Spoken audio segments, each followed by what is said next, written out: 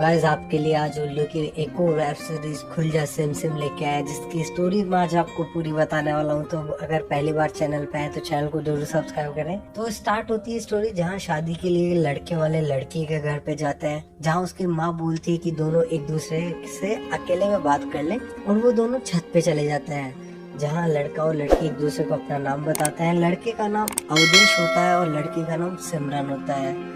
जहाँ अवधेश इंग्लिश का प्रोफेसर होता है, तो सिमरन उसे बोलती है कि तुम्हारे मोबाइल में इंटरनेट तो होगा ही होगा। तो वहीं अवधेश बोलता है हाँ।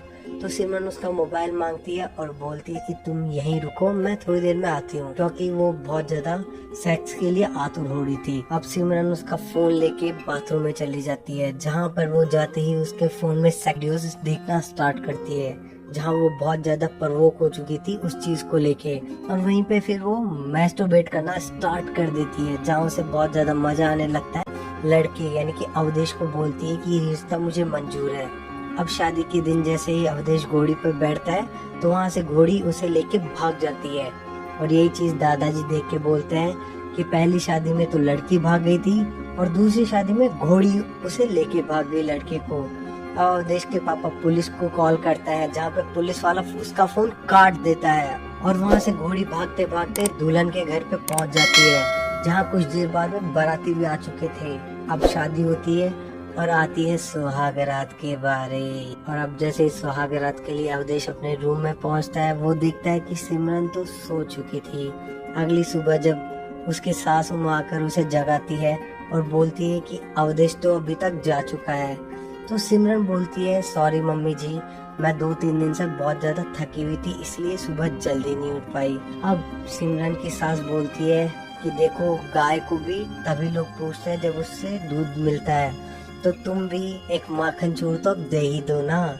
अवधेश भी थोड़ा बंद रहता है, तो अगर चाकू कद्दू पे ना गिरे तो कद्दू को चाकू पे गिरना ही गिरना पड़ेगा। तो ये जो सफेद चादर वाली बेडशीट तुमने बिछा रखी है, ये अच्छी नहीं लगती, इस पे दाग भी मुझे चाहिए और अब तुम ये करोगी ही। और वहीं पे फिर अब अवधेश की चाची अपने बड़े बेटे तेज को बोलती है कि सालों से तुमने कोई बच्चा पैदा नहीं किया है और ना ही तुमने हमें बच्चा दे पाए। अगर इस नई लड़की ने बच्चा दे दिया तो दादाजी सारी प्रॉपर्टी उसे ही दे देंगे।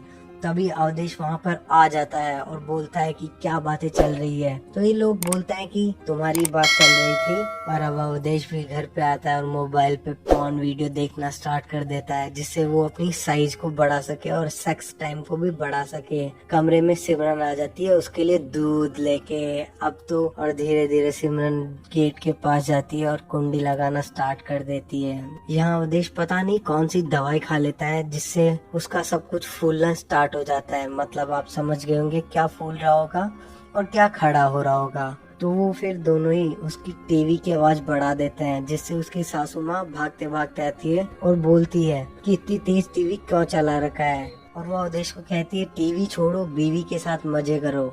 और वहीं फिर सिमरन को कान में बोलती है कि कमरे से टीवी की नहीं, तुम्हारी दोनों की मियाँ बीवी की आह ऊह की आवाज आनी चाहिए।